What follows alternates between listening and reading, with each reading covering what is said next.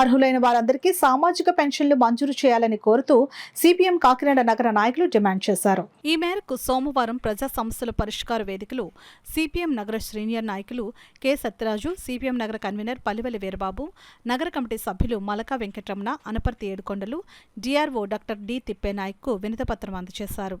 ఈ సందర్భంగా వారు మీడియాతో మాట్లాడారు. పెన్షన్ లబ్ధిదారులు మరణిస్తే వారి కుటుంబంలో అర్హులకు మరుసటి నెలలోనే పెన్షన్ మంజూరు అయ్యే అవకాశం ఉండాలని అన్నారు.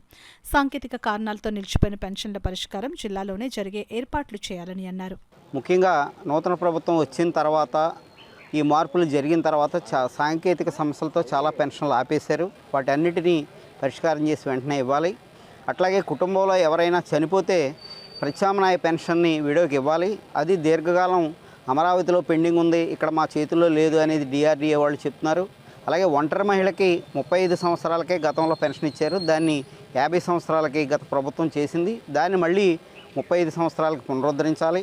అట్లాగే ఎవరైనా పెళ్ళిళ్ళు చేసుకున్న తర్వాత కుటుంబాల బైఫర్కేషన్ కూడా సచివాలయాల్లో అవుతలేదు.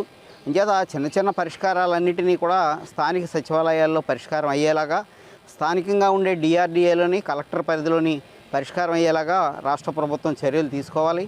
వీటన్నిటి మీద పరిష్కారం చేసి పెన్షన్లను సక్రమంగా అందరికీ అర్హులకు పంపిణీ చేయాలని చెప్పి మేము సిపిఎంగా కాకినాడ నగర శాఖగా ఈరోజు కలెక్టర్ గారికి విజ్ఞాపన ఇచ్చాం.